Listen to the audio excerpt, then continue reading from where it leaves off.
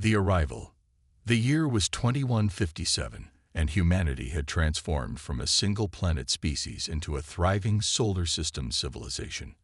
Earth remained the jewel of human achievement, its oceans and atmosphere restored through a century of environmental engineering.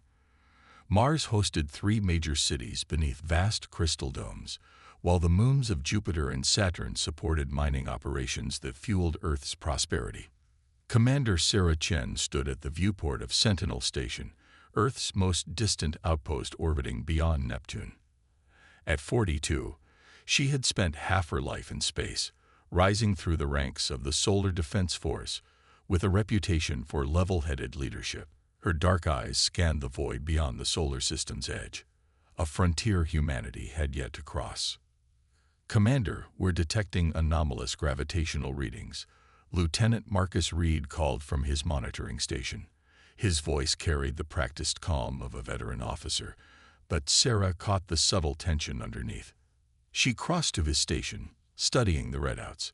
Location: approximately 6 light-hours beyond Pluto's orbit, Reed replied. And it's massive. Before Sarah could respond, the station's AI spoke through the overhead speakers. "Multiple objects detected. Objects are decelerating. Analysis suggests artificial propulsion systems." A chill ran down Sarah's spine. For generations, humanity had debated whether intelligent life existed beyond Earth. Now it seemed they were about to find out. "General quarters," she ordered. "Alert Earth Command immediately." Within hours, Earth's unified government had convened an emergency session. The mysterious objects, now confirmed to be a fleet of massive ships, had slowed their approach and taken position just beyond Neptune's orbit. The largest vessel was over 5 kilometers long, dwarfing humanity's most impressive space constructions. In her office beneath the restored Himalayan mountains, President Amara Okafor reviewed the sensor data with her Security Council. At 68, she had led Earth through a decade of unprecedented prosperity. Now she faced humanity's greatest test. They could have attacked without warning, noted Defense Minister Khalid. "The fact that they've stopped suggests they want to communicate.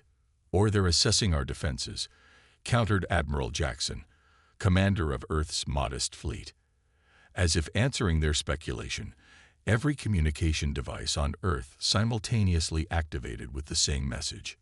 "People of Earth, we bring greetings from the Galactic Hegemony, the governing authority of civilized space. We come in peace and wish to welcome humanity into our community. Please send representatives to meet our delegation." The message repeated in every known human language, delivered with perfect inflection. 3 days later, Commander Chen found herself aboard Earth's diplomatic vessel, approaching the massive alien flagship. President Okafor had selected her to lead the security detail for Earth's diplomatic team, headed by Ambassador Mailin Wang. "Remember," Ambassador Wang said quietly as their shuttle approached the alien vessel, "we represent all of humanity now. We must proceed with both openness and caution." The alien ship swallowed their shuttle into a cavernous docking bay that could have housed a small city. When the doors opened, they found themselves facing 3 tall, elegant beings with iridescent skin that shifted between deep purple and azure blue. Each had 4 arms and large, faceted eyes that reflected light like precious gems. "Welcome, children of Earth," said the tallest of the 3, its voice melodious despite speaking perfect English. "I am Grand Emissary Kelfar of the Galactic Hegemony. We have watched your civilization with great interest." Ambassador Wang performed the formal greeting that had been hastily developed by Earth's xenolinguists. "We come with peaceful intentions and curiosity about your people." The alien delegation led them through corridors of breathtaking beauty, with architecture that seemed to defy gravity. They arrived at a chamber where a holographic display showed hundreds of star systems. "The hegemony encompasses over 10,000 worlds," Kelfar explained.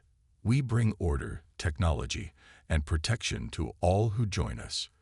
Your species has shown remarkable resilience and creativity. Such qualities are valued." The diplomatic meetings continued for days. The aliens offered medical technology that could extend human life by centuries, energy systems that would make fusion power obsolete, and faster-than-light travel capabilities. In exchange, they requested only that Earth acknowledge the hegemony's authority and allow them to establish a small presence on Earth and its colonies. Most of Earth's leadership saw the arrangement as beneficial. Why not join a galactic community that offered such advantages?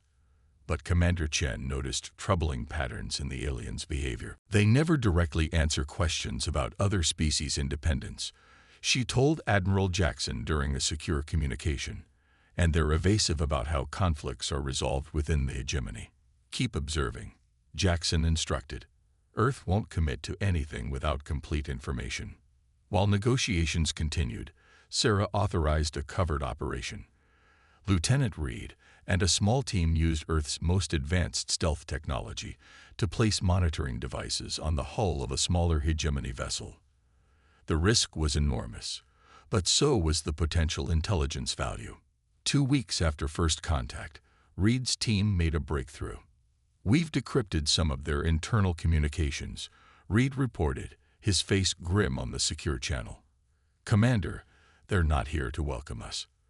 They're here to conquer us. Sarah reviewed the translated communications with growing horror.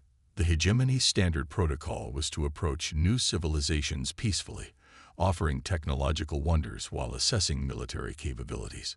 Once their forces were properly positioned, they would demand complete surrender. Resistance was met with overwhelming force. There's more, Reed continued. They've conquered over 30,000 worlds this way. Those who resist are harvested. Their resources, including their populations, are repurposed. Sarah immediately transmitted the evidence to Earth Command through their most secure channel. Within hours, Earth initiated Protocol Omega, a contingency plan developed generations ago for exactly this scenario. Meanwhile, the hegemony continued its charade of friendship. 3 of their vessels had positioned themselves near Earth, while others spread throughout the solar system under the guise of cultural exchange. They had established embassies in major Earth cities and outposts on Mars and Titan. On the 30th day after first contact, Grand Emissary Kelfar requested an audience with President Okafor and Earth's governing council. His manner had changed subtly, the warm diplomacy replaced by cool authority. The time has come for Earth to formally join the hegemony, Kelfar announced. We require control of your defense systems, unrestricted access to all territories, and the implementation of hegemony governance structures. President Okafor's expression remained carefully neutral. Grand Emissary, we appreciate the hegemony's interest in Earth. However, we require more time to consider such significant changes. The alien's skin darkened to a deep indigo. Time is not available. The process begins now. Resistance would be unfortunate. Many species have mistakenly believed they could stand against us. None have succeeded. Is that a threat, Emissary? Okafor asked calmly. It is reality, Kelfar replied. Your species will serve the hegemony, whether willingly or not. You have 24 hours to surrender control. After that, we will take what we require. After the aliens departed, President Okafor activated a secure communication to all military commands. Protocol Omega is now in full effect, she announced. May God help us all. Throughout the solar system, hidden installations began powering up systems that had been developed in secret for decades. On Earth, vast underground facilities opened to reveal weapons platforms designed by humanity's best minds for the sole purpose of planetary defense. Military personnel reported to bunkers and command centers built to withstand apocalyptic conditions. Commander Chen received her orders while monitoring the hegemony ships from Sentinel Station. She was to take command of Earth's newly revealed defensive fleet, ships built in secret asteroid facilities and powered by technology the public had never seen. As the 24-hour deadline approached, the hegemony ships began moving into attack formations. Their sensors would be detecting Earth's defensive activations, but they showed no sign of concern, merely the confidence of a power that had conquered thousands of worlds. When exactly 24 hours had passed, Grand Emissary Kelthar transmitted his message to all of Earth. Your time has expired. Surrender now and your transition to hegemony control will be painless. Resist, and we will reduce your civilization to ash. President Okafor's response was brief. The people of Earth decline your offer. We suggest you leave our solar system immediately. Across the void of space, humanity waited for the hegemony's reaction. They didn't wait long. The alien ships began powering their weapon systems, preparing to demonstrate their overwhelming superiority. But humanity had one advantage that the hegemony had never encountered. They had been preparing for this moment for over a century. Ever since detecting faint signals from distant stars, Earth's leaders had quietly built defenses designed to counter technologies they could only imagine. As the hegemony fired their first salvo, Earth unveiled its response. The battle for humanity's future had begun. Humanity's stand. The first hegemony attack came as a wave of energy that should have overwhelmed Earth's defenses. Instead, the pulse dissipated against an invisible barrier that flickered blue where the energy struck. In orbit, Earth's hidden fleet emerged from concealment, sleek vessels with angular hulls that absorbed rather than reflected sensor scans. Aboard her flagship, the SDF Defiance, Commander Sarah Chen watched the hegemony ships reposition for another attack. They're surprised, observed her executive officer, Commander Rajpatal. They didn't expect resistance. Let's give them more than they bargained for, Sarah replied. Activate Project Sunflare. Throughout the solar system, massive solar collectors that had been disguised as regular power stations reoriented toward the sun. They began absorbing and focusing energy at an unprecedented scale, channeling it through quantum relay stations to Earth's defense grid. When the hegemony launched their second attack, they targeted Mars' colony and Jupiter's mining stations, likely hoping to divide Earth's attention. But satellite defense systems deployed from hidden bases on Phobos and Ganymede intercepted their weapons fire. Message from President Okafor, announced the communications officer. All commands authorized to execute counter-offensive Alpha. Sarah took a deep breath. Target their forward vessels. Fire. Earth's weapons were unlike anything the hegemony had encountered. Rather than conventional energy beams or projectiles, they fired targeted gravitational distortions, technology reverse-engineered from studying the universe's most violent phenomena. The distortions warped space around 3 hegemony cruisers, crushing them from all directions simultaneously. On the main view screen, Sarah watched the alien ships fragment like glass sculptures. There was no explosion, no fire in the vacuum of space, just structural failure as the fundamental forces of physics were turned against them. The remaining hegemony vessels pulled back, regrouping at the edge of the solar system. They're calling for reinforcements, reported Lieutenant Reed, monitoring the decoded transmissions. Massive reinforcements. Sarah nodded grimly. They had won the first exchange, but the real test was yet to come. Earth's advantage of surprise was gone. Now they needed intelligence. Prepare the Nightshade for deployment, she ordered. I need volunteers for a high-risk mission.